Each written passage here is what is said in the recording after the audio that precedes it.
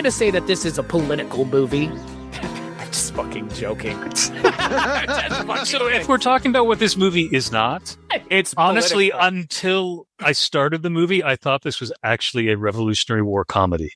So I had only seen because of the poster. I thought it was a time travel movie. Man, wouldn't it have been great? Oh, God. Okay, before we talk about this movie, let's pitch meeting what this should have been. It should have been Robin Williams goes back in time and becomes part of the Continental Congress, right? Or like part of the American Revolution or something? Yes. Like, see, for me, it was the founding father comes back and it's like, what's going on here? Look at all this corruption. so like a just visiting type thing where he's the one traveling forward. Exactly. Thus the powdered wig. Yes. Both of these sound like much better movies than what we wound up with. Why not? Why not both? Why not the prequel and the sequel? You know?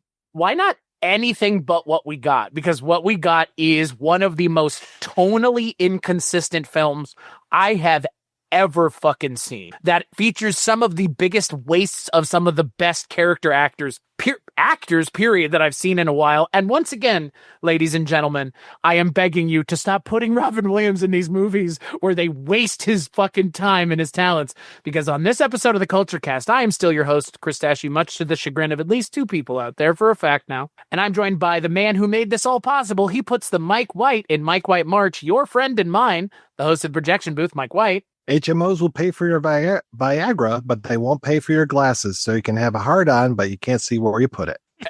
And all the way from, I don't know, where do I introduce you from now, Cullen? Because I was going to say Pulp Dash Serenade, but is that how you want to be introduced now? Is it Yearning Way Media's Cullen Gallagher? Because you provide the music for so many great podcasts on the network. Like, you know. Thank you. It is my pleasure. I'm Cullen. I mean, I'm both of your friends. Look at that. The brevity of this, man. I'm just Cullen. How about Modern Silent Cinema's Colin Gallagher? Yeah. Alrighty. Thank you. Hi, friends. Thank you for having me on the show. And Cullen was already funnier than Robin Williams was in the entire movie just now. Just now with that. But it is Barry Levinson's fault. And what I could not, I started looking up Barry Levinson because I hadn't really seen anything in a long time. I didn't realize that he got his start writing for Mel Brooks. And yet this is that either. And he did in this movie, you definitely wouldn't know that. High Anxiety and Silent Movie. And it's like, and I just kept thinking, explain some of it then. What if you had this movie, but with Mel Brooks? And it would be a lot funnier. There was a time where this movie, like, you know what? We'll take a pause because I think Cullen's getting ahead of it and talking about the interesting stuff. I haven't even introduced the movie yet. I don't even think it deserves. I'm sorry. It doesn't even deserve to be introduced in a lot of ways, because I think what we're going to talk about is more interesting than what the movie does in general. We are nearing the end of what Mike has decided to be Mike White March this year, which is middle of the road Robin Williams movies. Yes, that was the intent. No, it is not disappointed up until this point, and this movie does not disappoint in terms of being a middle of the road Robin Williams movie. We're talking about 2006's romantic comedy drama thriller. One of those, maybe? None of them, I think, together. Barry Levinson written and directed Man of the Year. Tom Dobbs made fun of politics. Politicians are a lot like diapers. They should be changed frequently and for the same reason. Until he decided maybe you should run for president. to get serious. Brace yourselves, people. I want to run for president. Now, Smackdown. he's telling the truth I did not have sex with that woman. I wanted to. and giving America a good laugh. have to have amendments against same-sex marriage. Anybody who's ever been married knows it's always the same sex. Man of the Year. So, like I mentioned, written and directed by Barry Levinson. It stars Robin Williams in the titular role of the, quote, Man of the Year. This is the second time Robin Williams and Barry Levinson have worked together. The first time... Third?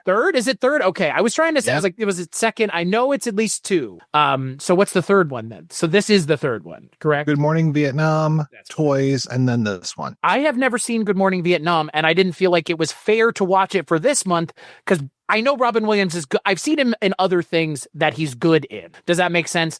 I felt like that would be almost unfair to go and watch the thing he's almost known for when that's not the point of this month. The point of this month was not to see the best Robin Williams performance by some people's approximation.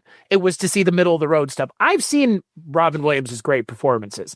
I haven't seen that one, but that doesn't mean I haven't seen the ones that I think other people consider great. This is not going to make that list. Robin Williams plays Jon Stewart, who gets elected by accident to president. That's the entire plot of this movie. That does nothing with it. It is a disappointment. I am disappointed. I am burying the lead here a little bit, but I'm going to kick it to Cullen, because Cullen, you didn't pick this. You were just summarily invited and said yes. He was an innocent bystander. I mean, that's the best way to treat it, really. It's just, oops, sorry, you're part of this podcast now. Cullen, what did you think of Man of the Year? Oh, God, it's truly awful. And there's a point Jesus, it's when the movie awful. started that I actually thought about emailing you just because I didn't actually really, God, I don't really want to watch a political movie right now. Can we pick something else? And then as the movie went on, it just kept getting so bad that I couldn't stop watching it. And it just kept getting worse and worse. And I think for me, what was so terrible about it was the script.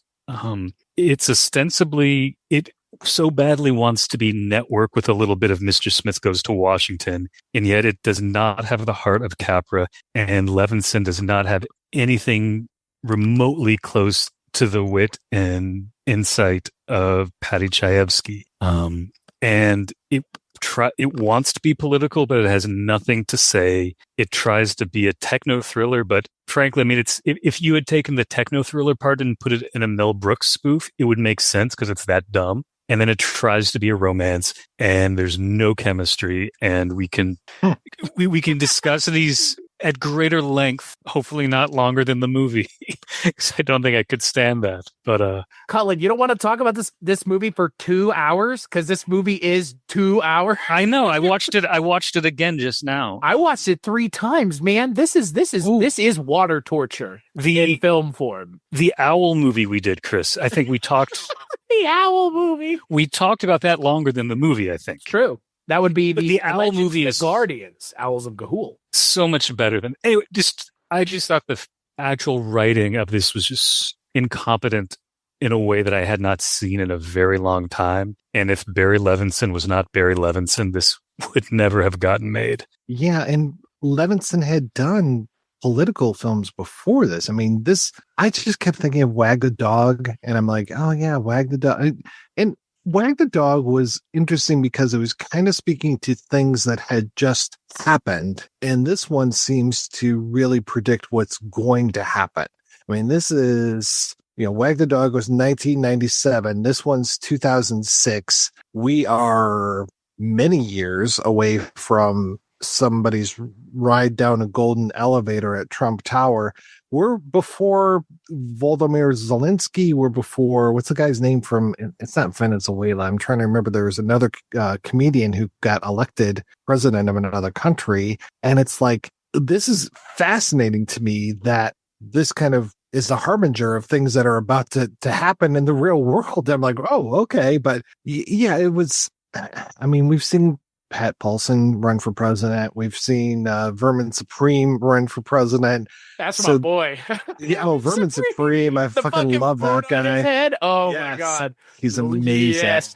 He cares about teeth and tooth health. Dental health is Vermin Supreme's number one concern. Help our teeth hurt. Yes, exactly. He could help out the Uyghurs himself.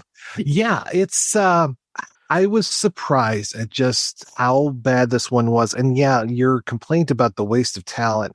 I mean, we start off with I guess it's a rapper, but it's a rapper that doesn't go all the way around. Maybe it does, with Christopher Walken in a wheelchair. And then at some point, Jeff Goldblum comes in, and I was super excited to see Goldblum, but please don't put your hopes on Goldblum for this movie, because he's barely in this thing. And I usually love Laura Linney, but wow, did not do her any favors either. This movie doesn't do anybody any favors. Maybe Lewis Black gets away with being unscathed, but that's about it. Question for y'all. Speaking of the rapper, I kept wondering, did this go through reshoots? It fucking feels like it, man. Because the framing device is like the big giveaway, in my opinion. Like for me, it's like, wow, this needs some setup that we don't have on film anymore or ever to begin with. yeah, But what does it add? It doesn't seem to add anything. It adds Walken sitting in a room talking, being mysterious. I mean, it's literally like trafficking in horseshit of a different kind. Like if you're doing the parallax view or All the President's Men, sure, but this ain't that. Somewhere Andros is turning over in the heavens. Like this is trying to be an assassination noir thing on top of everything else. Like this is a supremely tonally inconsistent film in a way that, like you guys have already alluded to, and I said before, you don't see this in big budget Hollywood movies. A movie that's script is this convoluted and tonally inconsistent. Like it's there's tonal whiplash is what this movie gives me at times, because it's like, is this trying to be like a Jason Bourne thing, and then at times it's trying to be like a All the President's Men thing, or a I guess network. I mean, like I wouldn't want to compare it to something that's good, but I already have compared it to other several much better things than this. But the Walken of it all just feels like that for me is like, that's where the reshoot started, was the moment we have Christopher Walken in a framing device for a much more serious movie than this movie is ever actually trying to be. But it's a rapper where Christopher Walken, we later find out, has emphysema. Right. Where he gets into, he's, for people who haven't seen it, he's Robin Williams' manager. Right at the beginning of the campaign, they're walking. He has, he collapses. They go to the hospital. Oh, he has emphysema. Then the movie kind of forgets about it. And, he's in a wheelchair the rest of the movie. And then at one point, Laura Linney says to Christopher Walken, "Oh, should you not be smoking?" And then Christopher Walken gets to go, "Before my time, doctors in commercials said that smoking was good for you." And that's the end of Christopher Walken and his emphysema. Like, and it's bizarre. It's like Robin Williams, nobody seems sad that he's dying. The movie doesn't really show him deteriorating. Dramatically, nothing more comes from this. As my girlfriend Lauren pointed out, Robin Williams never has any platform for his candidate. And yet, here is she pointed this out, so I'll give her the credit. This should be a prime, thing for your candidate to talk about, Yeah, health and health care would be great. The dangers of big tobacco, those kind of things. Yeah, like give him something. Like even the guy from Wild in the Streets had the whole like 15 or fight kind of thing. Just like the whole thing of like, we're going to give the vote to younger people because the older people are out of touch. Like he had a platform. Max Frost had a platform. Sorry, I want to say Lou Dobbs. All the time I wanted to say Lou Dobbs. What's his real name? Tim Dobbs? Tom Dobbs. Yes. Jon Stewart definitely did not have a platform whatsoever. He didn't have anything where he's just like, hey, we can talk about this, we can talk about that, but the biggest issue that I want to reform something. I want us to come together on this particular point. We can make the guild Jon Stewart has that with the veterans. Exactly. But I don't know what country. What is it? This movie takes place in the United States, supposedly. I guess since when do they not have vice presidents that run with them? Like, I know. Again, like what political system are we operating within where they never even mention a vice president at all? Like that was a whole. Instead, now we got KT Tunstall's a full dance scene to one of KT Tunstall's songs, which is great, much better use of your time. And I think also having Robin Williams playing paintball in a field, also a much better use of your time than actually telling a story at any point. It's so weird the things that this movie takes moments aside to show us, because there is a good movie in here. Like this is an actual, like, in a lot of ways, and I know we've bemoaned this and belabored this point before on our various shows and things we've worked on. Remake this fucking movie.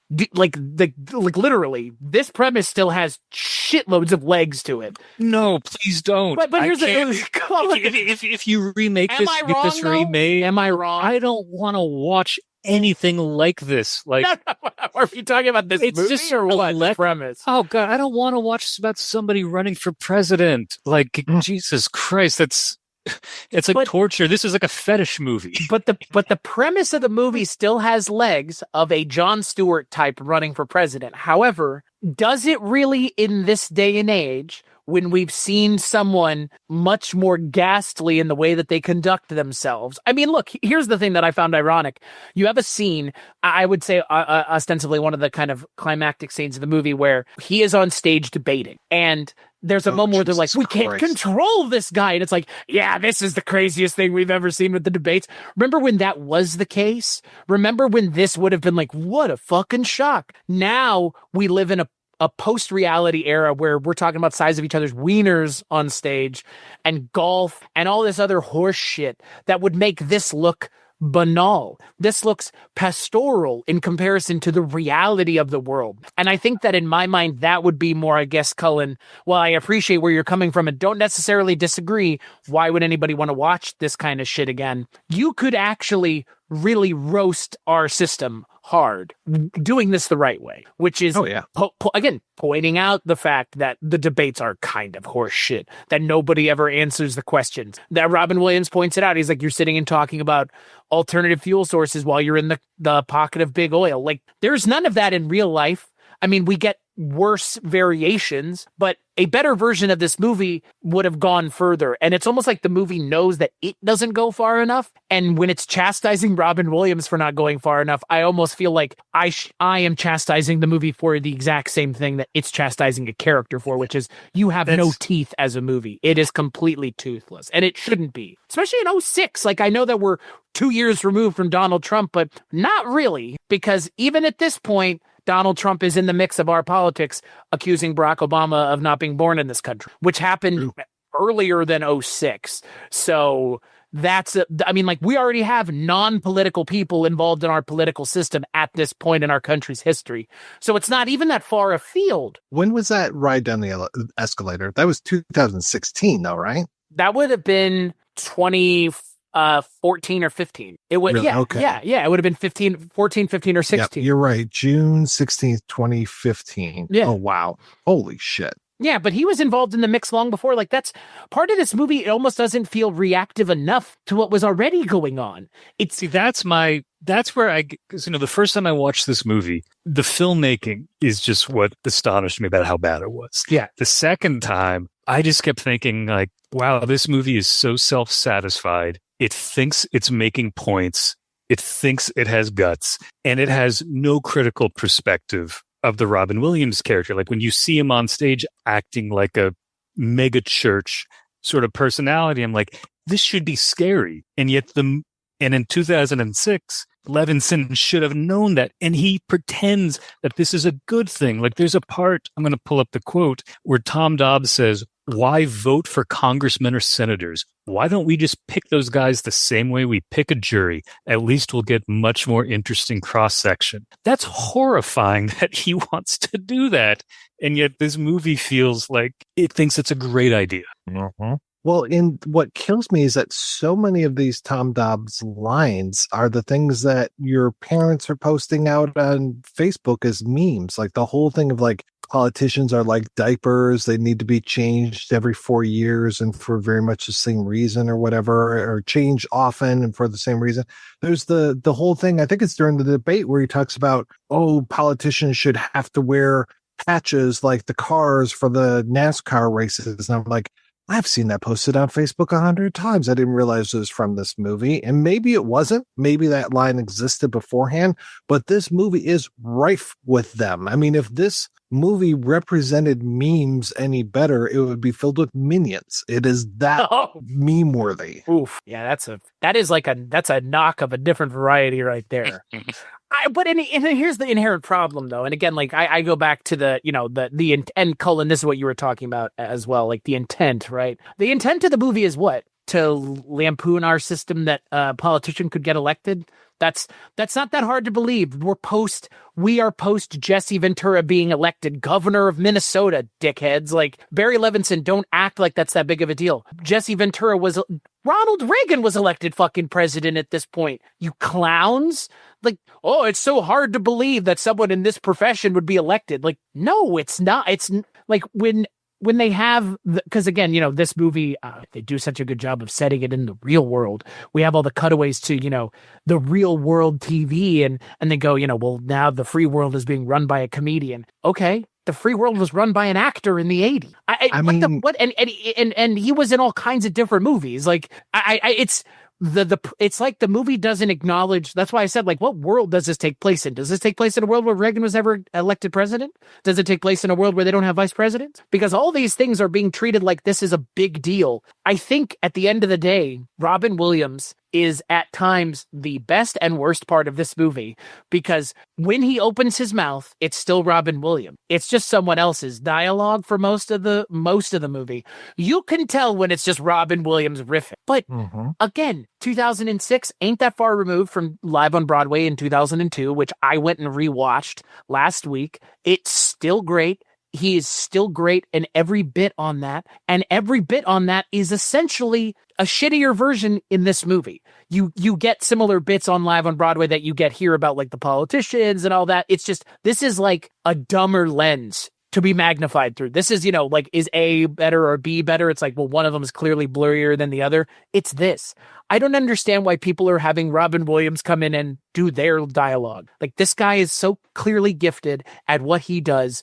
Disney understood that with the genie. They understood the process that you have a guy like this who is able to do free association. You see it in that debate scene, and instead they're like, nah, we'll have him dance with Laura Linney and play paintball. What was even the point? I don't understand. The movie has some moments that could work, that don't work, but then there are moments that really don't work, and it's like full of those moments. That's the problem. It's full of moments that don't work, with a couple scenes where I'm like, well, this could have been in a better movie, and there's a better movie in here. It's just, there's so much bloat and shit in this movie that Laura Linney and Robin Williams' relationship is not that important. They have no charisma with one another. Yet Robin Williams is very charismatic-less in this role, and because he has like zero charisma in this role, which is surprising because it's Robin Williams, Laura Linney and him have no chemistry, like zero whatsoever. She and him are just like, by the end of it, I'm like, I don't believe that they would be together. I don't believe that they would have anything to do with one another. I'm not even sure Robin Williams would turn down the opportunity to be president either. Like, I'm not sure the movie gets me to that point. And that's one of the big things the movie has to get you. The movie has to get you to the point where this guy gets elected president, and then he makes the decision to give that up. And the movie never gets me to that secondary point. And that should have been the entire point of this movie, because that is what this movie is talking about, is what happens when you're given the opportunity to be president and you know that it is in fact not real. It's not a genuine thing. And what do you do with that power? And the movie doesn't even want to have that conversation. And I don't understand why, because that's not a conversation a lot of movies have gone down. And this almost seems uniquely positioned to have that conversation. And it just kind of farts it out at the end. It's like, well, he's on the cover of Time magazine. Okay. I mean, back in 1963, Philip K. Dick wrote a story called Stand By. And they had this guy named, I can't remember his name, Jojo, I think it was. And he was what Dick called the news clown. And I remember reading that story, and I think that there are news clowns, and maybe even Flow My Tears, the policeman said, where basically clowns are delivering the news. And as I'm reading the story, I'm just like, well, fuck, this is The Daily Show. This is so many other things that are going on right now. But I was just amazed that he was able to, say, like, this is where we're going. I think a lot of, Dick had a lot of great ideas, a lot of interesting things. And I was just like, okay, so this is just taking that one step further. Like, what if the news clown is actually put in charge of things? And yeah, it's a fantasy that a lot of people have had. It's a fantasy that people still, they kind of talk about it, but yeah, I think like I don't know if we would be having the same talk in 2006 that we're having in 2025, but I still think, like you were saying, like, okay, Ronald Reagan had run the Screen Actors Guild. He had been governor. He had done political stuff. But yeah, a lot of people, when he was running for president, or like, going back to the Doc Brown of it all, Ronald Reagan, the actor, right. This doesn't make any sense. I can't believe this. But yeah, now and like you said, I was bothered by the lack of vice president. I was bothered by, because this reminds me of a lot of other films too, like The American President. I think that's the name of it, right? With Michael Douglas, or what's that one? Dave with Kevin Kline. Yeah, look that's at that, the Kevin one. Kevin Kline, and trio there. But it's like, so those movies are like, well, what if a very nice person was running Well, this we had a country? charismatic president in the 90s, Mike. Don't you get it? They were all in response to Clinton. Like, that's the crazy thing. Like, what's the one with Travolta? The one where he plays essentially. Primary Colors. Yeah, well, that was very based on Clinton, and that was the big scandal. Who is anonymous? Who wrote this book? You know, gosh. Yeah, this feels like of that ilk. Like, this is a weird, like you kind of alluded to, Cullen, like, why would anybody want to watch this weird niche genre of movies? Like, I don't know. Like, Robin Williams did a better job playing President Teddy Roosevelt in Night at the Museum than he did in this movie. And that, I think, for me and for a lot of people, is probably going to be like up there for Robin Williams' like defining roles as playing Teddy Roosevelt. It's weird to me. But then he also played a president again in another movie. But that was, again, one of those serious movies. I believe he played Dwight D. Eisenhower in The Butler, which was a attempt to get Forrest Whitaker another Academy Award, I believe, because that's like 2013. So post him playing Idi Amin. So yeah, Robin Williams plays two real presidents too at later points in his career, which is equally as strange. I guess given how popular Jon Stewart was at the time, because this is Jon Stewart, right? Like, and a little bit of Stephen Colbert, because Stephen Colbert is around at the time too, who actually ran or had a mock presidential campaign in 2008. So after this one was out, right? He's not as punchy as those guys are in reality at all. And then again, if you're going to take Robin Williams, a guy who is so good off the mic, like, you're not going to give him the opportunity to riff on the political system. Imagine if this movie had George Carlin in it, like someone who is able to riff on the political system. Like, you essentially have, in a lot of ways, a modern day. I'm not going to give it a 1-to-1 comparison, but Louis Black in a lot of ways is very similar to George Carlin, Bill Hicks. You know, they have an anti-authoritarian streak in them. Lenny Bruce, a mile long. And they don't even give Louis Black anything to do in this movie. Like, of all the people to have in this kind of movie, I would concede Louis Black is the perfect actor. Why not have him in the Robin Williams role? I mean, they don't want to. You really want to push the envelope. Like, he's unlikable enough. You know, it's the problem is Robin Williams is too likable. You've made a Robin Williams unlikable in this movie, which is a cardinal sin of its own, right? Like, Robin Williams is likable. When he's unlikable, they really have to do a good job making him unlikable, like Death to Smoochie. But even in that movie, he's kind of redeemed at the end. Like, it's hard to make Robin Williams unlikable unintentionally when he's still meant to be likable, because there are movies that make him very unlikable, like Insomnia and 24-Hour Photo. He's unlikable in those movies, but that wow, also that he's unlikable there intentionally. Here it's like we're supposed to like him but find him edgy, and it's like he's none of those things. The movie will never be that because it doesn't want to alienate viewers politically, right? Like, he makes he's always just like, I don't like Democrats and I don't like Republicans. They're the same. And it's like, okay, it's like, that's like, if you don't want to, like, risk, pissing off and losing money, why are you making a political movie? Like, it's a fool's errand. And I don't know if this is the time we want to talk about it, but at some point we're going to have to talk about this techno thriller. Yes, because quotations because it takes over the movie. It does. And again, if people are listening to this without having seen the movie, for some reason the U.S. decides to use Delacroix, I think as they call it. Well, I can tell you the reason, because of those hanging chads from the 2001 election. Yeah. Yeah. Or was that 2002? Whenever that was. 2019. Oh, it was 2000. Or was it 2000? Okay. Yeah, pre 9/11. But the movie doesn't. Right. The movie never tells you what this software will do. No. And so this is the beginning of the problem with this as a techno thriller, because the software makes no sense. They don't even try to explain how this voting system is going to work. There's a glitch in the system, Cullen. Repeating letters, Cullen. That's all we need to know. Oh, we're going to get to that. We'll get to that. Because that's when you finally get to the glitch. It's fucking stupid as hell.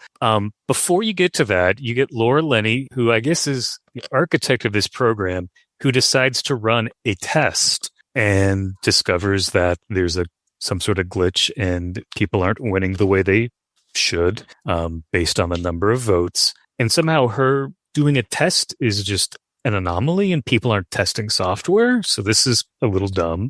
And after, on election night, Robin Williams winds up winning, and she goes to tell her boss, and Jeff Goldblum try to bully her and explain, oh, you're gonna sink the company, you're gonna put people out of work. Mind you, her So boss after is not Jeff Goldblum, by the way. No. It was a character she interacts with several more times in the movie. Not Jeff Goldblum, by the way. Yeah. Well, by the way, who is her boss? I've never seen this actor before in my life. Yeah. I'm like, of all the people, you have so many actors in this movie. Could you not afford one more? Maybe they all turned it down. They didn't want to do they didn't want to do Barry a solid, apparently. I don't know. Wow. And so we're going to get to a point that just really pisses me off in terms of narrative.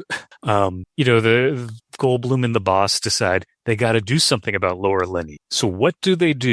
They hire a thug who breaks into her house, attacks her from behind and injects her with something. And you think that they're going to kill her. No, they just inject her with heroin, cocaine, and a couple other drugs. And then she wakes up in the morning, apparently has no memory of being attacked. She sees an injection site on her back and just thinks nothing of it. And then goes to the company office, to the company cafeteria to get coffee, where she's so jittery that she spills the coffee and forgets her purse. And because of forgetting her purse and spilling coffee, someone in the lobby decides to call 911, at which point she is given a drug test and they find more pills in her stomach than something. I can't remember what the analogy is. And this becomes the blackmail evidence in case she ever says anything against the company. They can say, well, she's a drug addict. This is the most stupid goddamn plan. Like, why don't they just kill her? Shoot her in Why the don't head. That's give her- what I kept saying about the Pelican Brief. I'm like, just walk up and shoot this woman. Why are you taking sniper shots or trying to discredit somebody? And Give more drugs. Let her OD. Where was Stanley Tucci in there you this go. movie? That's the question. Like, how Was it either one of the she's Pelican had Briefs? So isn't he because an assassin in the Pelican Brief? That's the movie. That's the thing this movie's missing is the assassin character. Well, you need John Grisham knows how to write a thriller. Well, that's what I mean. Yeah. This is not a thriller. Like, how do they know that she's going to go get coffee? And also, if you're in the staff break room and one of your colleagues spills coffee and is a little jittery, why are you going to call 911 on them? Like, this is the dumbest conspiracy. And if it's she is losing her shit, but at the same time, it feels like this movie is just like, oh, look at this woman. I mean, it's so typical that they're just so paranoid and just Being so hysterical. hysterical. There's the word. Yep. I see people lose their shit like that at work before. You don't call 911 on them. Like, maybe HR comes over and is just like, okay, we're going to have a meeting. Security might get them away, but like, you're not calling the cops. You call the cops, hey, yeah, my colleague spilled her coffee and is, yelling a little bit and she's trying to mop it up and she's not doing a great job mopping. Okay, we gotta strap her in. Well, maybe you have different standards of your job, but I would immediately call the cops, maybe the fire department too. Yeah, it's like enemy of the state or something that they're trying to emulate with this thing. And it kind of goes back to that wag the dog of it as well. It's like, okay, but that one felt, I mean, I don't hold up Wag the Dog as any sort of great piece of cinema, but it felt a lot more solid than what they ended up doing here. But at the same time, they cut corners like crazy. Like, we're 11 minutes into this movie and he's already running for president. There's no preamble. Like like you were saying with that Christopher Walken stuff, it is so there for me just to move this fucking plot along and just like, all right, we're on the bus already 11 minutes in. Exposition dump. It's like the walk-in of it all. I think that Cullen, when you were asking about like the reshoots, like they did not have any confidence in their ability to tell the story through, showing as opposed to telling. There was a point in the movie where Christopher Walken goes, and a woman stood up and said, you should run for president. It's like, we didn't need this. Like, he doesn't need external motivation to be president. Given the way he talks about the system, he already knows the system is completely corrupted and fucked. Why would one woman standing up in the audience going, I think you should run for president? Like, that was the catalyzing moment. Like, well, then Walken says it's goofy. It's just so goofy and lazy. It's lazy beyond belief. It's like we need this moment for the trailer, but yet we're going to include it in the movie. It's like, for the trailer makes sense. Like, that's a good, like, you should run for president. And he did. Like, the perfect trailer moment. But like, for the movie, if if he's as tied into the system as he claims to be, if he's meant to be Jon Stewart, he already knows that the system's fucked. He doesn't need anybody to tell him it's fucked, and he doesn't need anybody to encourage him to run for president. Like, that just makes no sense to me. I kind of got the feeling that Barry Levinson was like, oh, Facebook and email, this is a thing. Because it's like, Walken says some line like, after that episode, we had 4 million, emails. Emails, He mentioned a couple more. He mentioned a couple more times in that week, and we had 8 million emails. It was a combination of grassroots efforts and cult of personality. And I'm like, okay, this sounds like when, your boss is trying to talk about social media at work, but they literally have no idea how social media works. Mm-hmm. And again, like this movie's conceit, it's so weird that it takes place in a world where somebody like Jesse Ventura, who did run on a grassroots platform, who did, if you gave him $50, which was the maximum amount that any one person can donate to a political campaign, by the way, if you gave him $50, he would give you your money back at the end of his campaign. Like, that was one of the promises that he made. And again, thoughts on Jesse Ventura in 2025 or not, that was a real actor and a wrestler who really ran for office and really won. It wasn't some horseshit, techno bullshit conspiracy that Michael Crichton could have written on the toilet if you'd given him 5 minutes. Like, hey, Michael, I've got 5 minutes. Do you have a pen and some toilet paper? Can you write me a movie about how the president gets elected through nefarious means because of technology? He could have come up with a better idea being bothered by somebody while he was doing something else than Barry Levinson could have while directing and writing this damn. That's the most disappointing thing in all of this, is Barry Levinson is involved deeply, like hands all the way in this film. And, Toys is a movie that I sit and defend regularly. It's a movie we did not watch this month, but in a lot of ways, I wish we had, because I think we would have enjoyed sitting and talking about it more as a middle-of-the-road Robin Williams movie than this movie, because at least it kind of feels like it has something to say in terms of the loss of innocence as an adult and where that starts as a child, and if some people ever had it at all. Like, that movie's having a much more interesting conversation about ostensibly what it's about at its core than this movie ever even gets to. And this movie, by the way, on top of everything else, is just as long as Toys, because Toys is 2 hours long, and so is this movie, which is probably the worst thing about this film, is that it is 2 hours long. It is a waste of 2 hours. It needed to be 90 minutes, if that. Like, if you're not going to have a time travel story in here, which I think probably would have been the best version of that. What a great movie that would have been. I would have really enjoyed that movie, because that's what the poster's selling. And that is not what the movie is providing. But the thing that gets me, though, is you're right. This is not a comedy, but so much about the setup unintentionally feels like a comedy, such as when we discover what the actual glitch is, which is Laura Linney watching Wheel of Fortune and sees 2 letters and then walks over to her laptop and figures out double letters. It's alphabetical. The person who has the, earlier in the alphabet. Yeah. Or is it B's before G's before L. Dobbs has the B's. He's going to win. And I'm like, if this was a Mel Brooks spoof, like if this was Mel Brooks a la, Men in Tights, doing a parody of, election movies, I could believe that as a plot point. But I cannot actually believe double letters is the big reveal.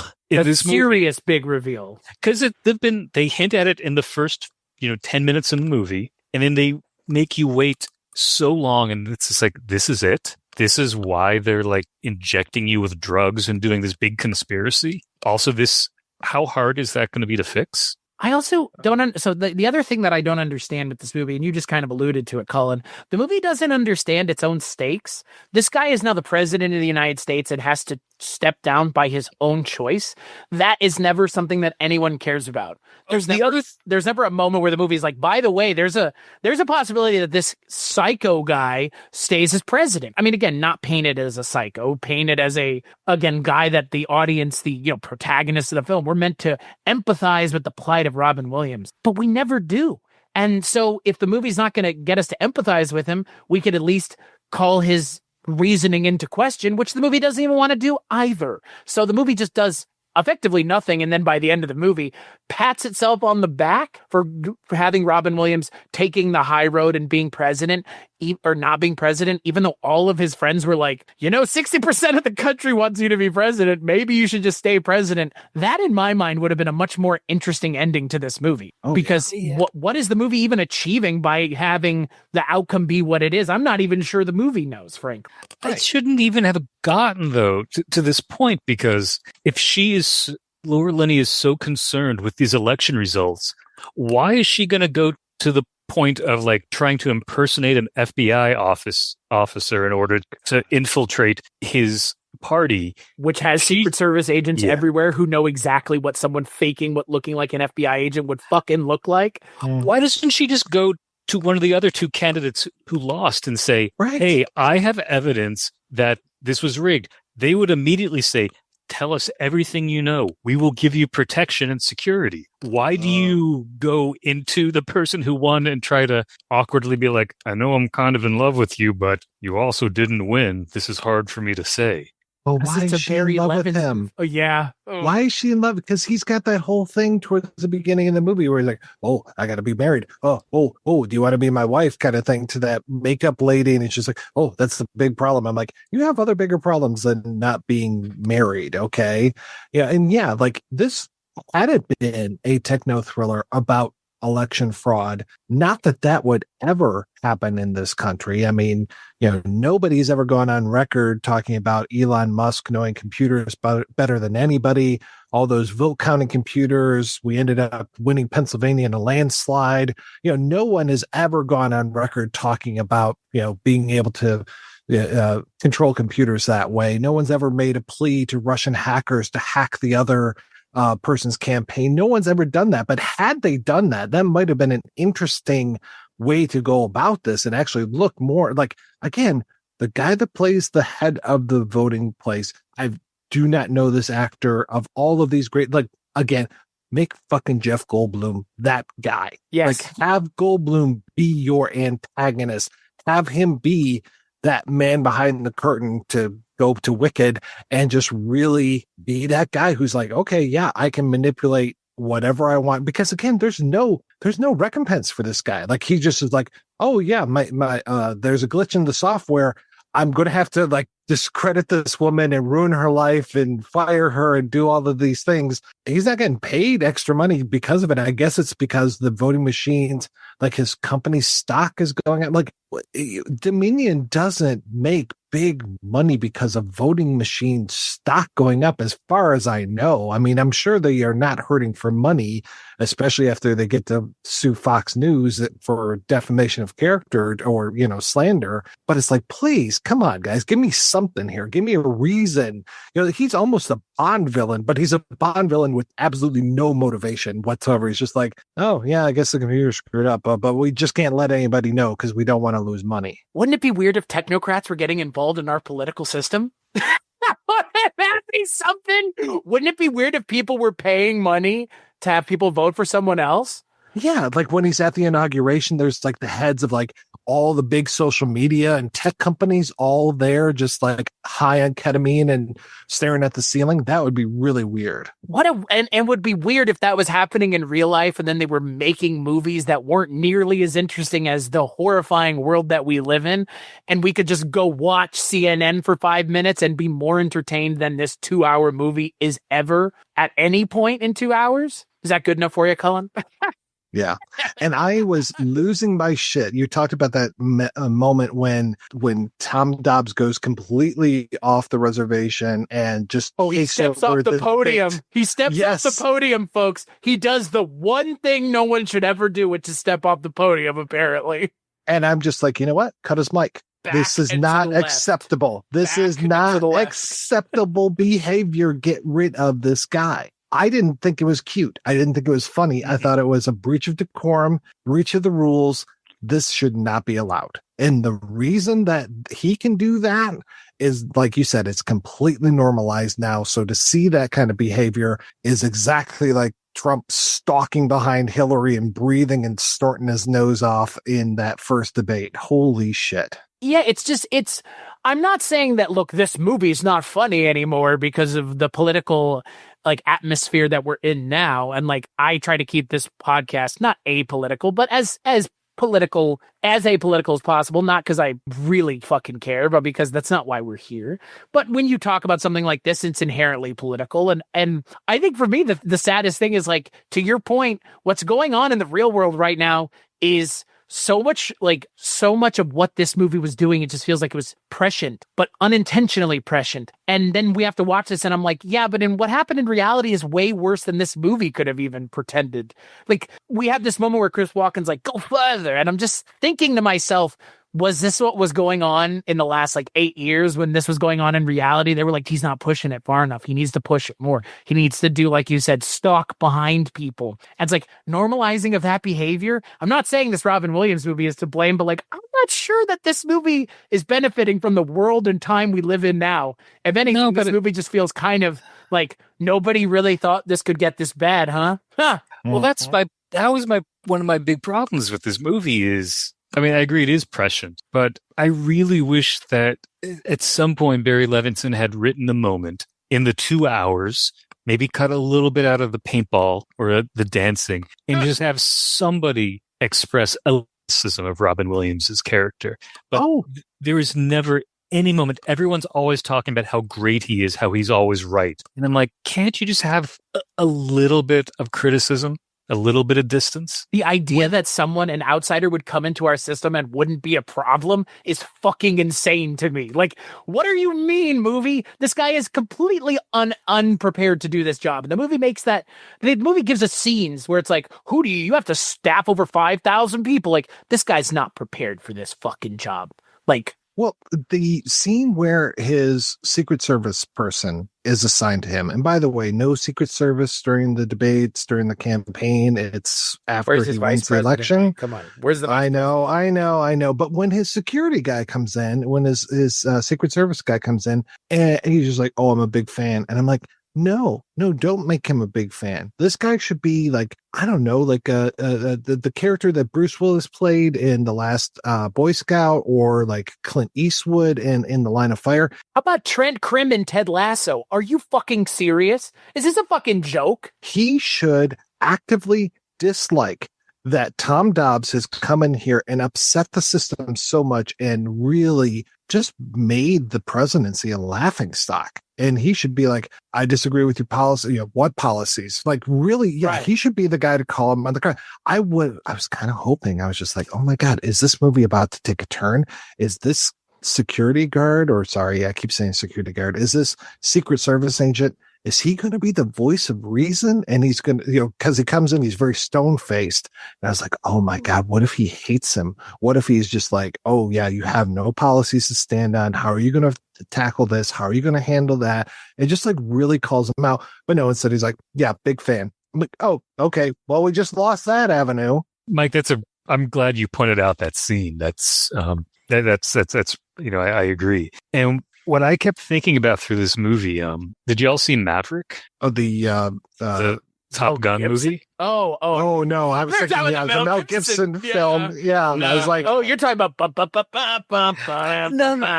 that Maverick. No, and Highway to the Dictators. Not the James Garner TV show, right. But no. So the new Top Gun movie, among the many things that just struck me as so bizarre about that movie, is the structure. Which is almost like a series of jokes where the Tom Cruise character, or someone will set up the Tom Cruise character being like, you can't do this, try to reprimand him. And then Tom Cruise will get in a punchline, and then it'll cut to other characters who just look at Maverick and nod. And it's like, yeah, Maverick is great.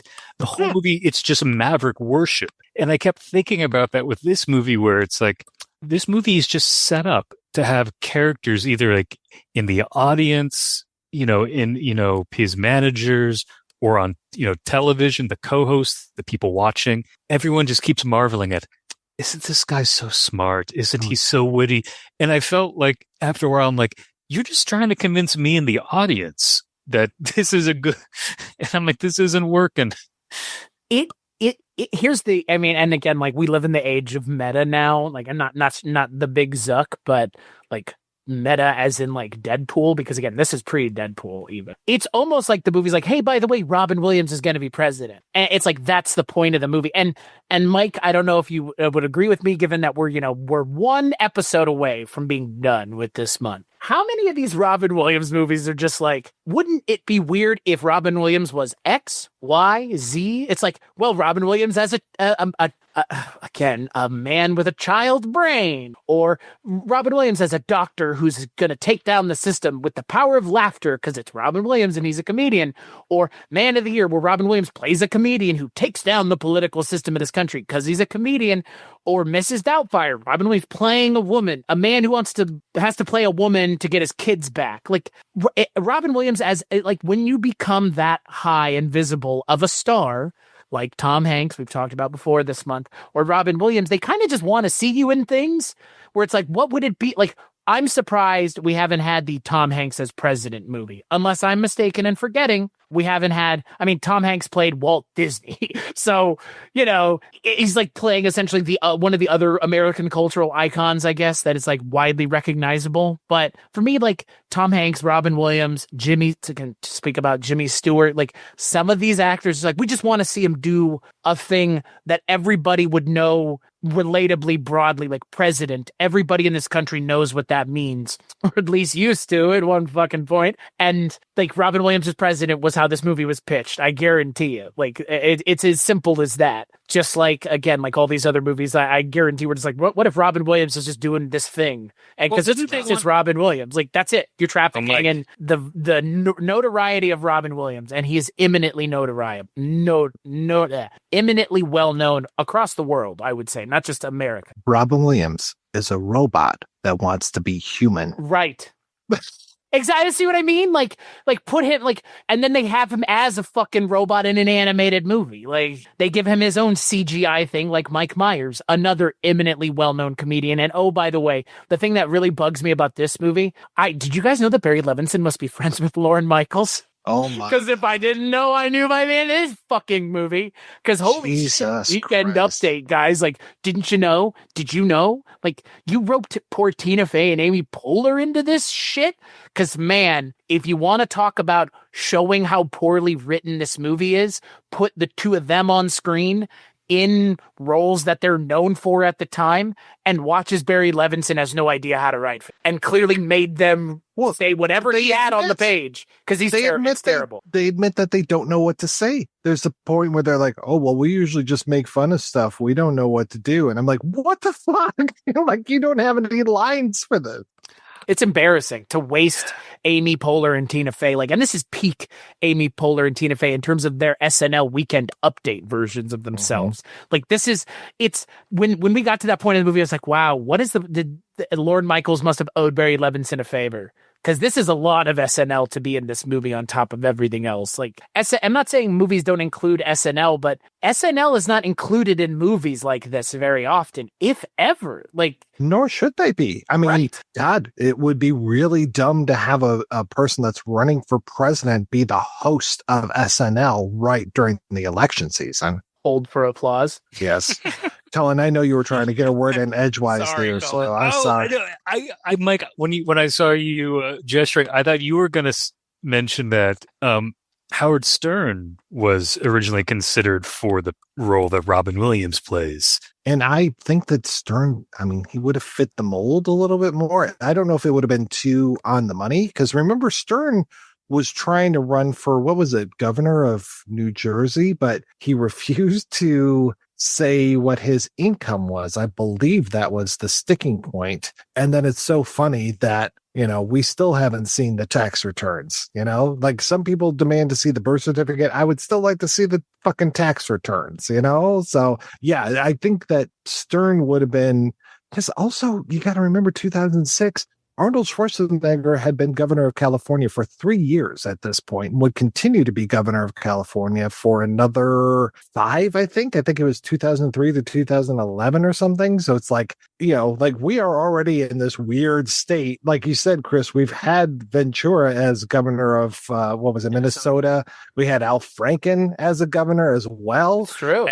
And then we've got, he's like prime news clown, but at least Al Franken had a fucking platform. He had stuff to stand for. Arnold Schwarzenegger had stuff to stand for. But yeah, like they just are like, oh, well, we don't want to, like you said, alienate the audience and just, we can't have this guy do anything other than crack wise. And here's my question, because again, this movie opens the box. And so I will now that the box has been opened, I will examine it because the movie could have left it closed and we would have not had an opportunity to mention it.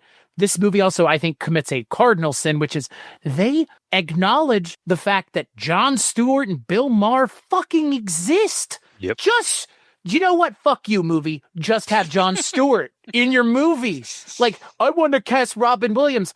Right, because it's not like there's somebody who's a comedian who's literally doing it for real that would, again, I'm not saying I'd vote for Jon Stewart for president, but you know what? I would, because Jon Stewart seems like he has a good head on his shoulders, at least of the things I've heard him talk about every night when I was growing up for fucking 20 years or whatever the fuck it is, to the point where old is new again and he's hosting it right now. Every week on Monday, he still hosts the goddamn show once a week, and he does a podcast. But you had a real person that this is emulated off of, who could have, because, he's an actor and has been in things. I mean, again, your opinion on Jon Stewart as an actor, well, he was in Half-Baked. He was. I mean, the only reason I'm making that, actor, right? No, the only reason I'm making that gesture is just because his star power is not nearly Robin Williams, which is kind of a shame because I like when Jon Stewart shows up. I mean, I've liked him since those early days of fucking MTV, and also he was in Death to Smoochie. So right. But yeah, Half-Baked. I mean, was he because he used to do that bit in the bushes. There's a guy in the bushes. He used to do that in the back bit when he was doing stand up, where he's like talking about the guy, it'd be like, oh yeah, this is really cool, and you can put your weed in there. And I know he played that in one movie. Was that Half-Baked or was that another? Okay, he's like, have you ever seen the back of a $20 bill? You ever seen the back of a $20 bill on weed? That's the yes. Yeah, he's the on weed guy in the movie. Yeah, but again, like I don't consider like Jon Stewart. I think for a lot of people my age, he is one thing. Like he is not, like, same with Conan O'Brien, right? Like Conan O'Brien is a talk show host. Like he was a writer on The Simpsons. That's where he cut his teeth. Like he wrote some of the best episodes of The Simpsons. He wrote the Monorail song. Like, he has his hands in a lot of stuff, but for most people my age, he's known as the talk show host. Just like for a lot of people, Stephen Colbert is just a talk show host. They don't remember him as a part of the Daily Show where he cut his teeth, just like Steve Carell. You have all these people that could have played this role. Fucking Steve Carell at this point would have been a better choice. Can you imagine? I mean, this is 2006. This is The Office Steve Carell. This is, again, like, we were having this conversation where it's like, what's Steve Carell's most well-known role? Like, what's it going to be on his in memoriam? I think some people would say The Office, but I think at this point it's Gru from Despicable Me. And this is like in that time where you could get Steve Carell before he became unattainable like he is now. Like, I don't think it'd be any better, though. I don't know if it would be better, but I think it would have been at least a little bit more. Yeah, the script sucks, but I think more my point is at least you would have acknowledged the reality of what's going on as opposed to just throwaway lining and being like, well, Jon Stewart's like, don't acknowledge Jon Stewart, please. I got an idea. What about instead of fire fucking Barry Levinson, get Jon Stewart to write it? Or anybody. Or Louis Black. You can get Black right there. Uh-huh. Yeah. Yeah. Who knows? If you don't want one of them to direct it, get back Mike Nichols. Yeah. Yeah, Danny DeVito. Danny DeVito directed like half of this cast in Death to Smoochie. And that's a black comedy, quote unquote. This movie just doesn't know what it wants to be. And I think, I don't know, we talked about this on the last episode, Mike. This is, we're less than a decade from Robin Williams taking his own life. This is a late-term Robin Williams movie.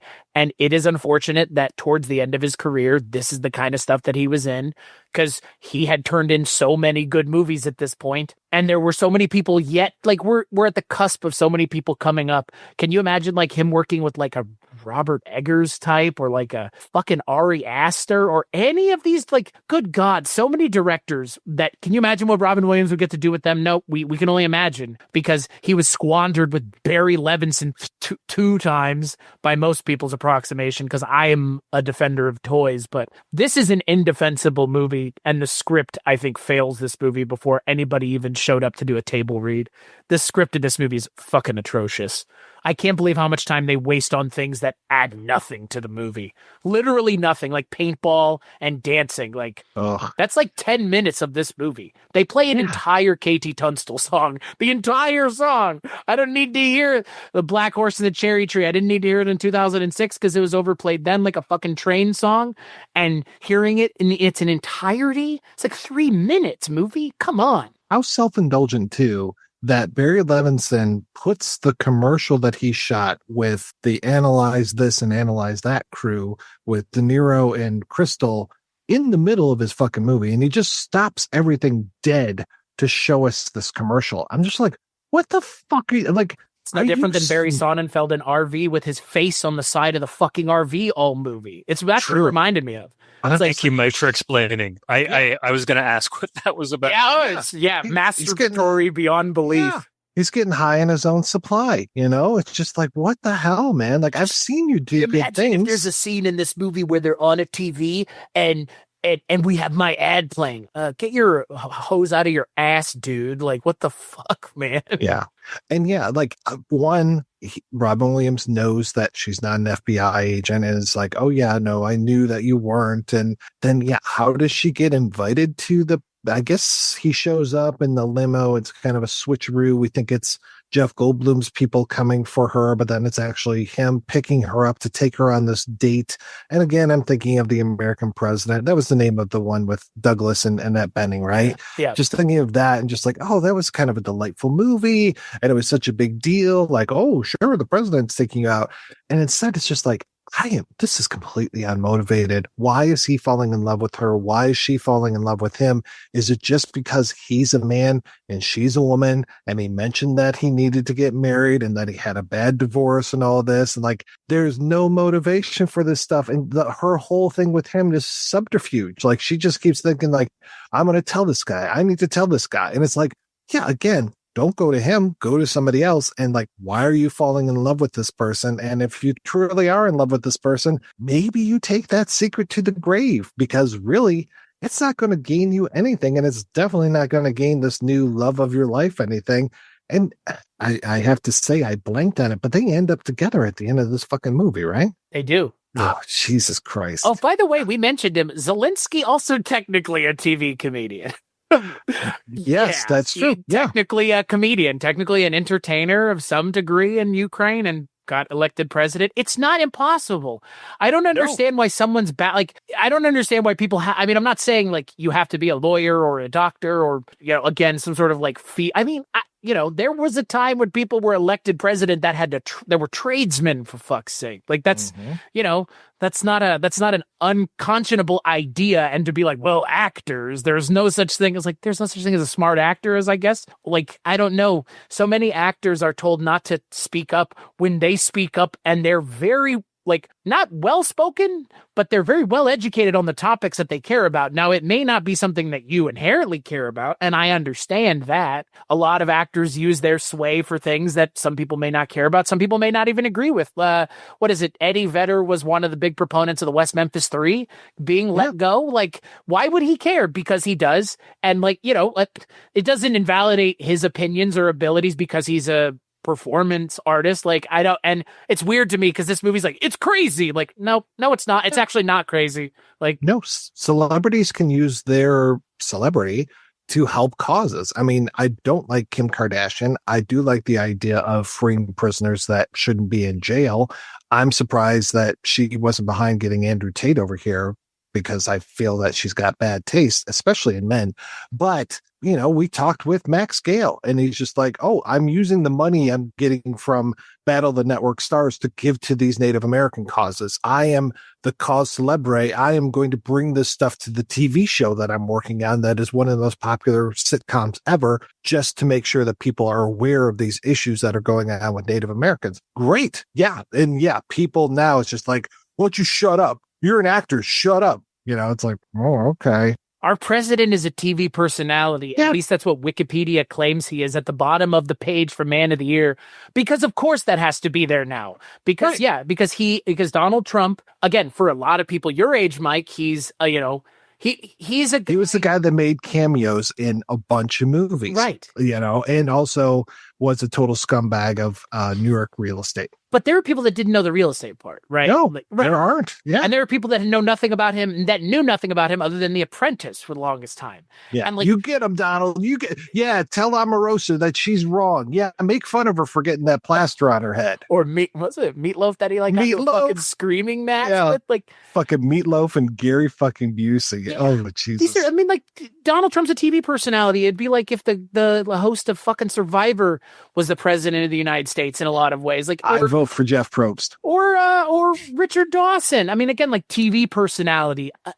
But this movie this movie thinks that the premise is crazy. It's like, isn't it crazy? It's like, nope. If the movie had just gone, all right, Robin Williams is president, what does that mean now? I think you would have had a more interesting movie just on the face of it, as opposed to he's the guy who gets elected president, and there's the whole chicanery behind that. There should have been something about him already being president, or I was thinking while we were sitting here, like a Dark Night of the Soul thing where he's, I don't know, like he's about to become president and he's an asshole and he has a visit from, the three presidents of Christmas past, future, and present or whatever.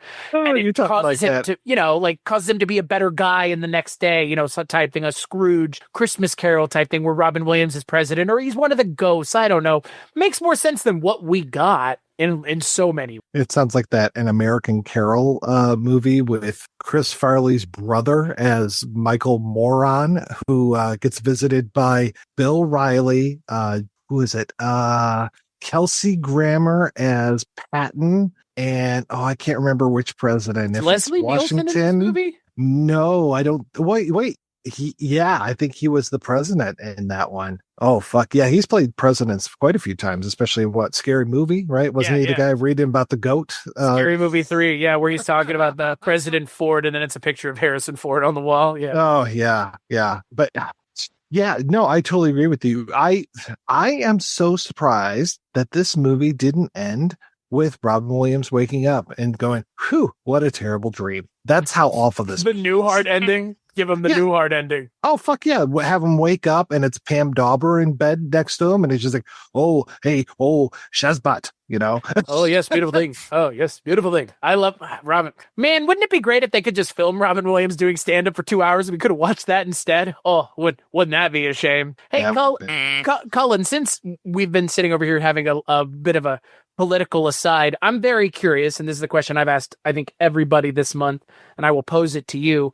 Thoughts on, musings on Robin Williams' career, body of work, and what do you think of when you think of Robin Williams? Because everybody's had a different answer. I don't think anybody's had a wrong answer. But I think it's, again, the notoriety and visibility of Robin Williams, I don't think could be ignored even by a cool hipster guy as cool as you, Cullen. Oh, I ain't throwing out these compliments here.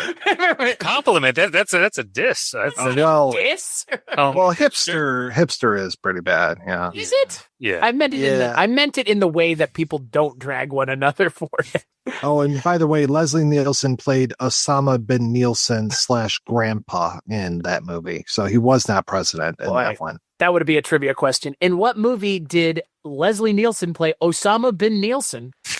And whoever gets that question right, you have to tell them to go onto the parking lot and stick their mouth over the exhaust of a car because they don't deserve to live.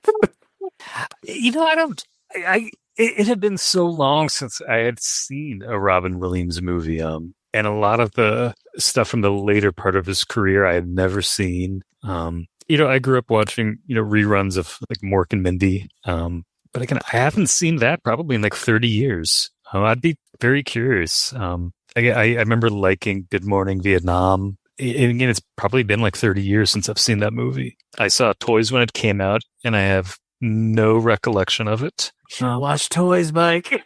Yeah, I don't really feel like I have. The algorithm said this was way worse, and I think the algorithm is right. Yes. Yeah, I mean, he's a very funny guy. I don't have I grew up. I loved Mrs. Doubtfire at the time. I haven't seen that in ages, but this is not what I remembered of Robin Williams. It didn't have this sort of pep and energy that I remember from his multitude of different performances in different types of movies. Like there was always this sort of Robin Williams persona and that's why I would, watch him. And, there are moments where you can see that he's trying to do a little riffing on his own. I feel like the dirty jokes were him. But they weren't even that funny. He does, some of his like accents, like in the SNL moment, like the Weekend Update scene. But even those little bits weren't really enough to, bring the movie up. And it's not his fault. He just has nothing to work with. He has no character. There's hardly any. The only backstory we get is when he's talking about when he would jerk off in high school. Right.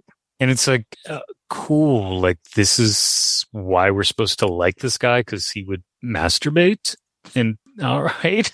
Yeah. And Sure, he admits to smoking a joint, because we're still talking about the whole did not inhale thing. And he admits that he farts. Oh, yeah. Yeah. And he makes that joke that's not funny about like, oh, if I had my wish, my cabinet would be lesbians. They wouldn't get much done, but it'd be fun to think about what they would do behind closed doors. And I'm like, why is this sort of sexist joke like supposed to make him endearing to us? Because in the world of the movie, that is supposed to make him endearing to us. It's just, the writing is just in such bad taste every step of the way. Like, it's patting itself on the back. It thinks it's clever and smart, and it's not. And I think Robin Williams does the best job that anyone could do. I don't think another actor would make this movie any better. Robin Williams was in 5 movies in 2006. 5. The Night Listener, RV, Everyone's Hero is technically 6, but it's an uncredited voice role, so I'm not counting that one. Man of the Year, Happy Feet, Night at the Museum. I saw Happy Feet for the first time a couple weeks ago. It's lovely. It is delightful. We had to watch that because we have a penguin here on the couch watching movies with us every night. Preeminent penguin programming. Yeah, the penguin was 10 o'clock. The penguin on your television will now explode. Happy Feet's great, but it makes good use of Robin Williams' voice. Yeah. He's wonderful. That's the problem, though, with Robin Williams. It's like he almost is so good that, again, we had this discussion already, but Genie is really, in like a lot of ways, like pure distillate Robin Williams. But again, it's just one step removed from his 2002 or, again, whatever version of his live comedy act you want to watch. Again, for me, it's 2002. For a lot of people, it's 86 with Evening at the Met. But you could go back as far as 78 or 83. And then, 2009, I'm not the biggest fan of Weapons of Self-Destruction. But, I don't know. 2002 is like peak Robin Williams, and this comes after that. And there were bits from his, like you mentioned, Cullen, bits from his live act that kind of wiggled their way into this, but just barely, like just the smallest amount. It's like Barry Levinson, like, you don't trust Robin Williams to be funny? Really? If we go back and we use the Delacroix system, I bet we have said Barry Levinson's name more than Robin Williams' name in this episode. Well, it's because again, he puts his name on this, written and directed by, like, proudly, dude, like right there up front. Yeah, this does not, despite this being a Robin Williams starring vehicle, this doesn't really feel like a Robin Williams movie. No, it doesn't. And it doesn't feel like an anybody movie except for Mr. Levinson. Just feels like this is him. I mean, I like people that have political agendas sometimes, and you can see that in a lot of these movies. Like I mentioned, I think that I haven't seen What Just Happened, but I have a feeling it's going to feel very much like Man of the Year. Yes. I think that, in my opinion, again, not having seen that one, but to me, I would lump Wag the Dog, Man of the Year, and What Just Happened as almost a trilogy. What Just Happened is better than this, though. Okay, well, that's good. Because that's low praise. He can do some really bad movies. Like, for every great movie, Tin Men, Young Sherlock Holmes, Diner, he makes horrible stuff. Disclosure, Sphere, Jimmy Hollywood. I mean, he can make really bad movies. He is so hit or miss. Have you seen the new one with the double De Niro? No, a double De Niro. Wow, what is that one? The Alto Nights. The Alto Nights. Yeah. Oh boy, I thought that was about a saxophone player. but it's written by Nick Pileggi. Okay. So, I mean, at least, the cred is there. I mean, Nick Pileggi, Martin Scorsese, Goodfellas. According to Robert De Niro. the Times, Though the Times review said it is intentionally very Goodfellas-y. Even like some compositions are just taken straight from that. Oh, boy. And I think they said if that is what you want, then you will enjoy the movie. I think for me, and this just goes to the toys of it all. If we had been watching Toys, I think we would have had a better time. But I think to the point of Mike with what ChatGPT did, Toys is a better movie because Toys does have something to say. So it's not going to show up here any more than a lot of the other things are. But I would say if we had watched Toys, one of the things we would have walked away from that movie saying that we said kind of with this movie is the self-indulgent nature of Toys is apparent in the set design in that movie. Because the set design and the dressings and the costuming is so indulgent and over the top. And like every moment in that movie is like whacked out of its mind because it's a surrealist film. This movie is overly indulgent in terms of Barry Levinson's point of view, taking over the entire film. And it's so self-indulgent in a way that like Toys can get away with it because it cost a ton of money. The movie was a flop, but you can go watch it. And there are parts of that movie that are visually arresting in a way that movies aren't. Because it's being made practically.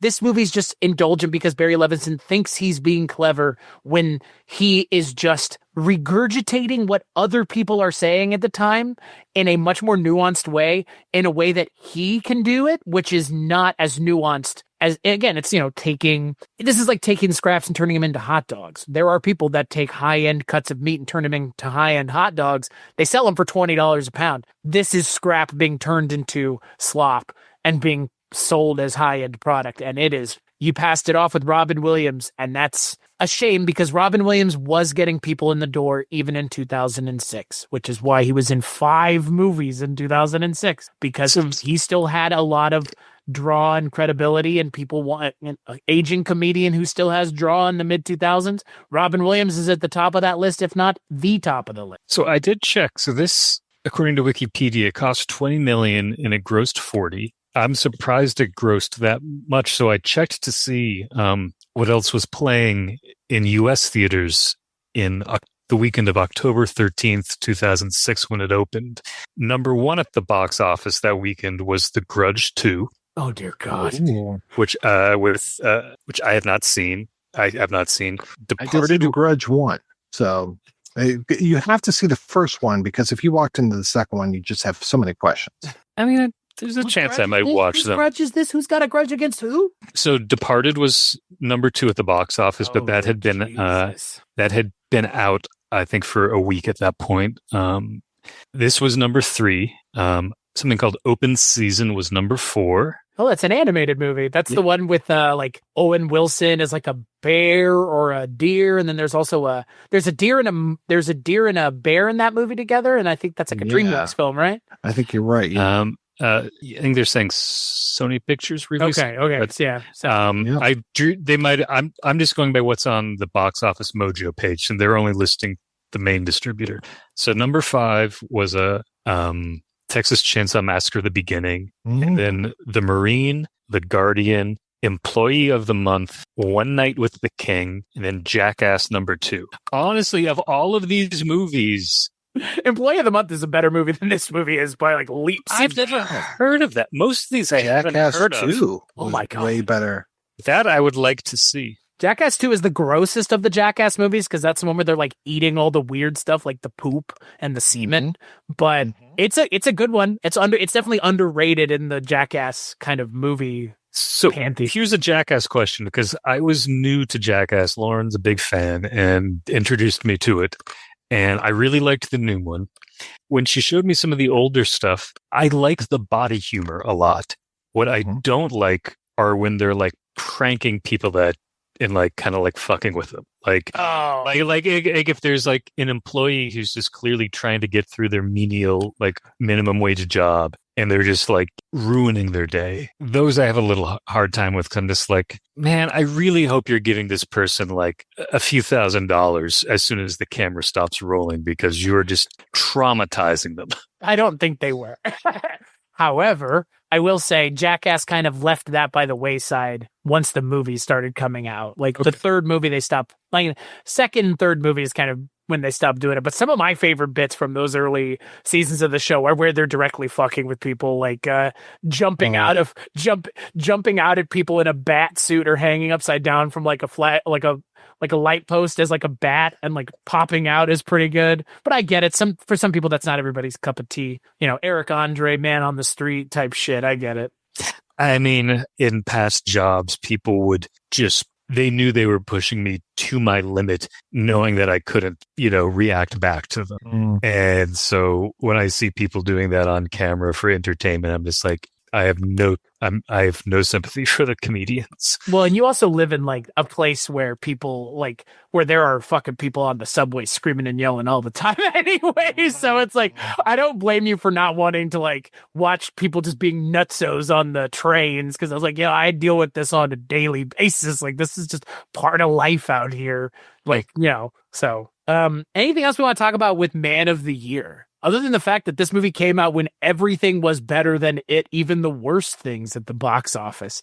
Everything you mentioned, Cullen, was better than this movie by like at least 10%. Because this movie is just would have been the worst thing at the box office that weekend. Even The Marine is better than this movie. And that's a John Cena film. So I was very afraid that I was insulting the gentleman that plays Hemmings is the guy that runs the voting machine place. And I went and I looked him up. The gentleman's name is Rick Roberts. And he's been in 108 things. Wow. But there's nothing in here where you're like, oh, yeah, I remember this guy in that. Because it's all like TV movies, small parts in like TV shows. There's a few movie performances in here. I mean, he's probably great in all of those, but it's just like the caliber of acting. Like that was such a major role in this movie, or should have been. And again, you got Jeff Goldblum as his number 2.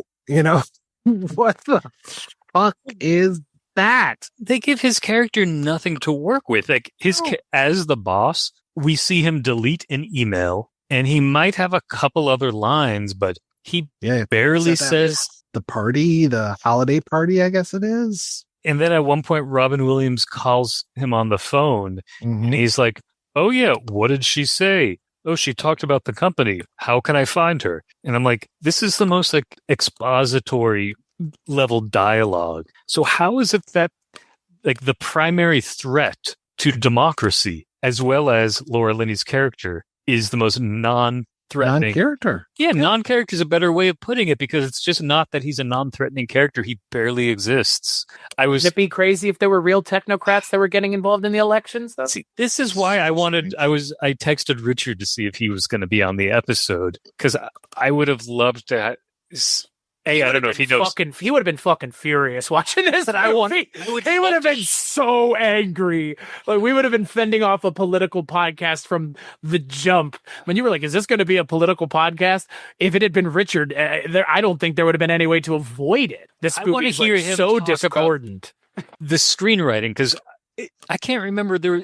In so many different movies that we would, talk about together, he would be like, I took out my timer and I checked, and it's just like, yes, at like exactly 1/3 of the movie, we hit this plot point that I knew we would. And I'm like, the way that he would sort of mathematically talk about the construction of these scripts. And I would love to hear him talk about this script in those terms, because I don't think it's going to hit those beats, but that's just my guessing, because I'm like, everything seems so weirdly rushed.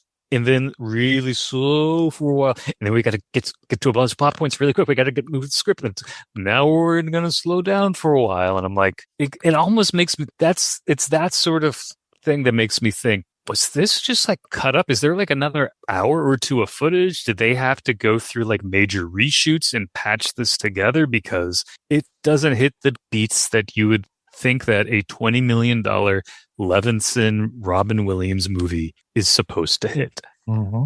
And Levinson is not that. I'm not super familiar with his body of work. I've seen a handful, but he doesn't strike me as like someone like, he's not like an Altman who's going to be working within, studios and then just like turning everything inside out. And I don't mean that as an insult to Levinson, but like, that's where I'm like, this movie just doesn't seem like he was trying to, change the formula. Mm-mm.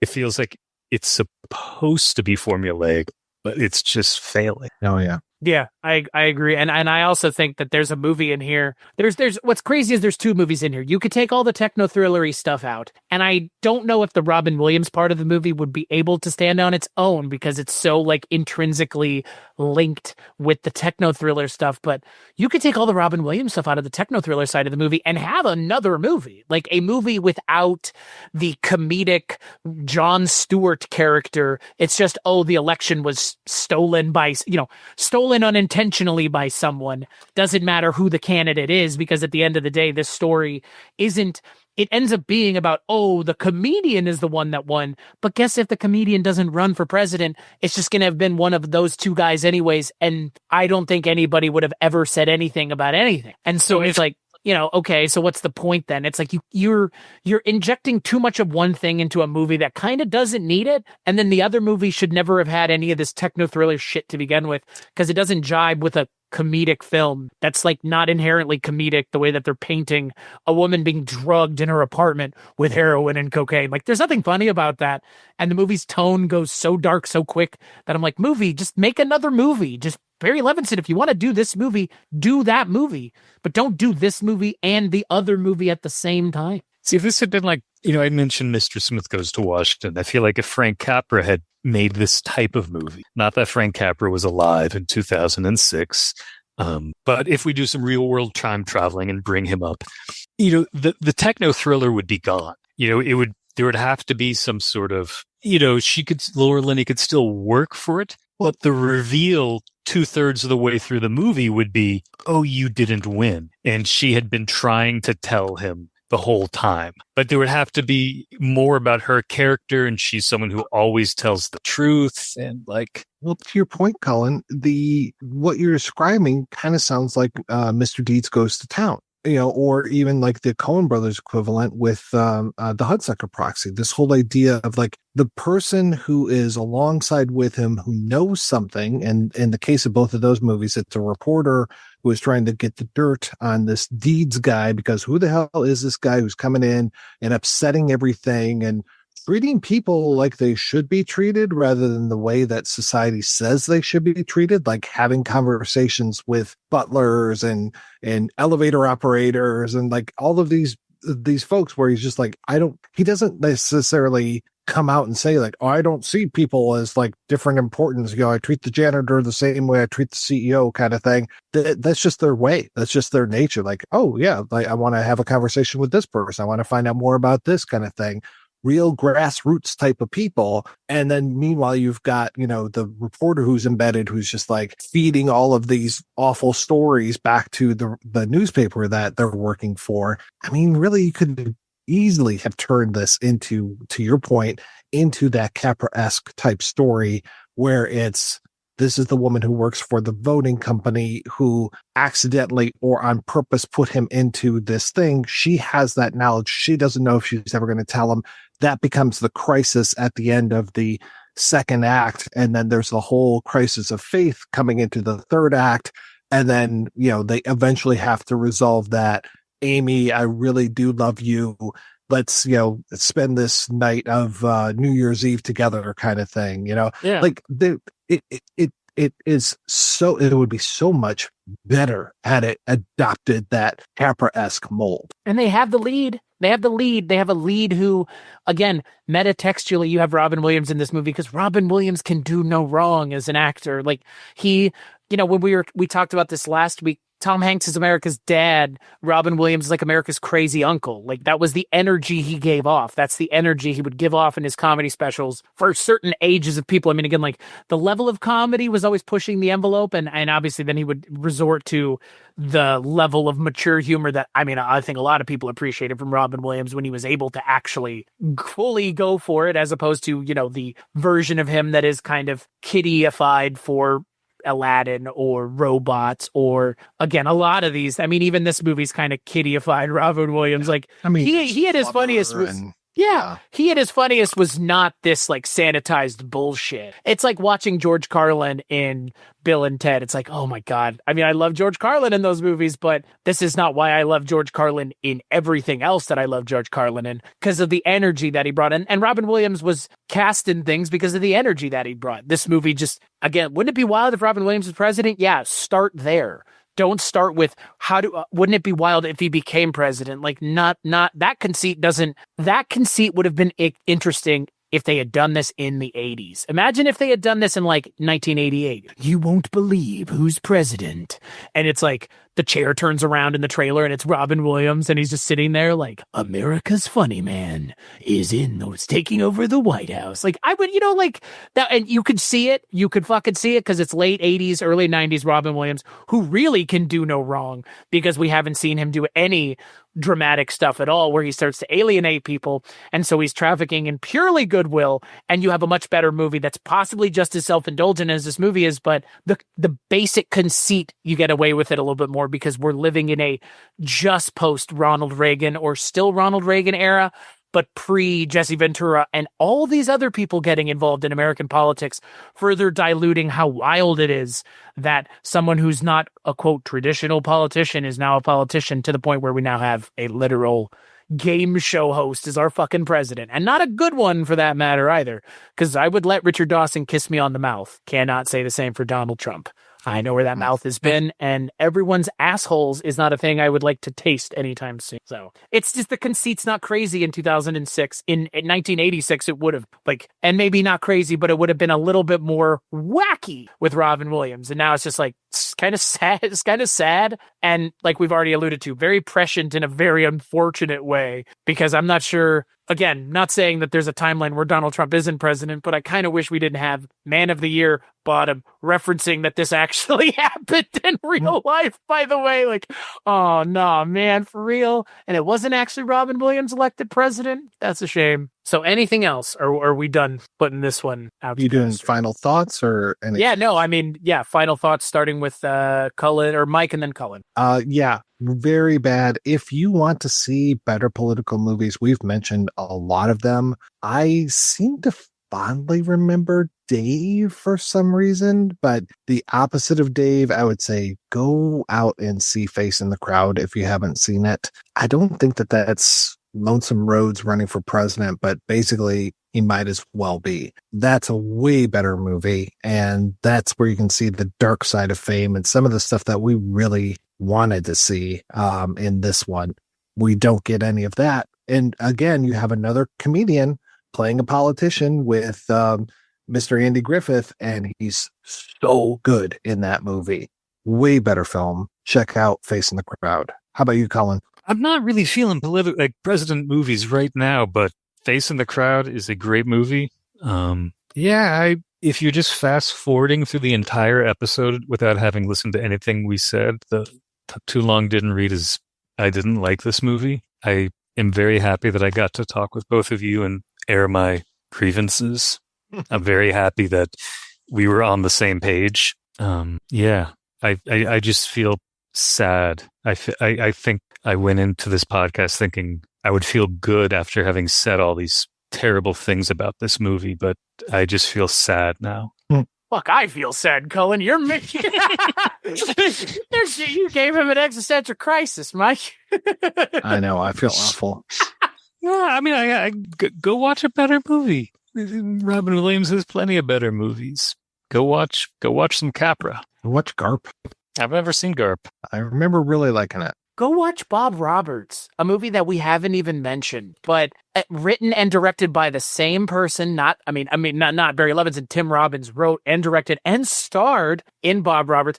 Just as depressing as Man of the Year, but it's depressing for a different reason, because it feels like it exists within the world of what this movie wanted to do, which is poke fun at the way politics have become with special interests and people. Again, how could you talk about clean energy when you're in the pocket of a big oil? Like Bob Roberts, that is like that movie goes hardcore on that. That movie is very uncomfortable. That movie is actually, Cullen, if you've seen Bob Roberts, Nope. you know what I'm talking. Okay, don't watch it now, because if you watch it now, it will really depress the shit out of you, because it is everything that this movie wants to be, and in a lot of ways, it's everything that this movie could never have been, because it's being written and directed by someone who has something to say. And even if we don't agree with the way Tim Robbins says things or who Tim Robbins is, I'm not saying I do or don't. I think it's a much better made, well put together movie that's essentially saying the same thing. People in politics can kind of be pieces of shit. And the right people get involved in politics, but plenty of the wrong people get involved in politics. And, you know, this movie is about what happens if, quote, the right guy gets involved in politics by accident. Bob Roberts is what if the wrong person gets involved in politics for the wrong reason, but essentially a similar guy, a personality type who rides in on his personality. In Bob Roberts, he's a folk singer. In this movie, he's a, satirical TV host. That's what this movie wants to be, and that's not what this movie is. And like Mike said, we've mentioned so many other better political movies. I think Bob Roberts is in that camp of better things you could watch that have a similar conversation with the audience that I think has it in a much more interesting way. So on that note, let's take a break and we'll play a preview for the final episode of this month. He's not recommended by the Surgeon General. We'll use humor to heal pain and suffering. He's not certified by the AMA. If you want to be a clown, go join the circus. And 4 out of 5 doctors surveyed Donner, party of 50? don't know what to make of him. The hospital will cover all of your bills. Any other questions? Nominated for 2 Golden Globe Awards, including Best Picture and Best Actor, Robin Williams. Your TV's broken there. Patch Adams, rated PG-13. Starts Friday at theaters everywhere. So because Mike and I hate ourselves, we're going to be talking about Patch Adams, a movie that hopefully Mark Begley made it through it, because he was saying he was going to have to watch it in chunks. I've seen it 3... I mean, like, is it just because he's having a hard time, or is it because there's, It's notoriously saccharine. Oh, okay. It's like, I would say like it's Oscar bait in the most obvious and apparent of terms. And again, we'll have the conversation on the next episode about Robin Williams and Oscar bait, but there are several of those movies that Robin Williams did. This is like the pure distillate concentrate version, because it's like, what if a comedian made children laugh who had cancer, and that was the whole point of the movie? It's like, ooh. So yeah, when the guy that the movie's based on hates your movie, not a good look. So we'll hopefully be joined by our friend Mark Begley. Until then, Cullen, where can people find you and the things that you work on? So I don't update Pulp-Serenade. I do update CullenGallagher.com with different projects that I'm working on. And lately, it's still a lot of music. I just had an album come out last week, passages 22 through 32, which are solo piano pieces with a little bit of delay and some other like electronic effects. So kind of quiet, weird piano stuff. Piano is mostly in tune. Yeah. It's the one after that. It's more out of tune. We tried, but it's an old piano, and even the people we paid to tune it just told us like there's little that we can actually do. It's been around the block. It's cool though. That's cool. It's a cool thing. I like it. I love pianos. I love them when they're out of tune. As Ted Leo said, "Fuck tune, play punk." He didn't say. Someone said that to him, so now he says it a lot. But yeah, things can be out of tune. I'm down with things being out of tune. Speaking of things being out of tune, where can people find you, Mike? Well, I haven't released any albums recently, or ever. So, man, hats off to you, Cullen. Just Mr. Multi-talented. One thing you didn't mention, and I will definitely go on record as saying as fantastic as Cullen put out a couple books. This year? No, not this year. Last year, about David Goodis. There's some collections of some short stories. The work that you've done is just fantastic. So I'm just singing Cullen's praises, always doing great work. My work, not that great, but all available at realwellmedia.com. Fuck out of here. Passing that one off in front of us while we're sitting here alive with the pulse last time we checked. Mike White, get the fuck out of here. Anyway, all my shit's over at weirdingwaymedia.com, except for the one thing that Chris and I do with Richard Haddam, which is, and he definitely talks about story beats in that, it is Ranking on Bond, where we talk about James Bond films. We are, by the time this comes out, I think we'll have a new episode, and we're still in the throes of the Roger Moore era, so that's a little depressing for me anyway, but I know that my co-hosts tend to enjoy those films a little bit more than I do. Those are available over at Projection Booth Podcast. Those are available at patreon.com/projection booth or patreon.com/culturecast. Come on over, join the $10 level, and you get access to all that, as well as early access to episodes that are way fewer commercials than if there are commercials at all. So come on over and get those, folks. You definitely don't want to have to hear all kinds of things about Casper mattresses and all those things interrupting your program. So yeah, weirdingwaymedia.com for everything else. Chris, how about yourself? I'm going to sing the praises of Cullen because I didn't know if you were going to mention it or not. We do a Columbo show together, you and I, Mike, called The Shabby Detective, Il Shabbos Detective. And Cullen does the music for that show, which is, again, this music doesn't create itself. This didn't exist before we were like, let's do another Columbo podcast. We're going to rip off everybody else. Such an original idea. But we needed original music for it. So we go to our friend Cullen, and Cullen makes music for us because Cullen's a fantastic musician. So yes, you've sung the praises of Cullen. Now I get to sing the praise of Cullen. Y'all are too kind. Thank you. I had fun doing that little bit of music. Some bossa nova to bring us out of every episode is really fucking good. That's right. But so we do The Shabby Detective, which, like Mike said, can be found at weirdingwaymedia.com, where this show and everything else can be found. And yeah, go ahead and check out Weirding Way Media's line of shows like 80s TV Ladies or Projection Booth or Midnight Viewing or, God, there's just a lot, like 20 things, and then other things coming soon. So yeah, come back next episode to hear us talk about Patch Adams. Cullen, thank you so much for joining us. This was fun. Sorry the movie wasn't better, but we didn't make the movie. Blame Barry Levinson. No, I will.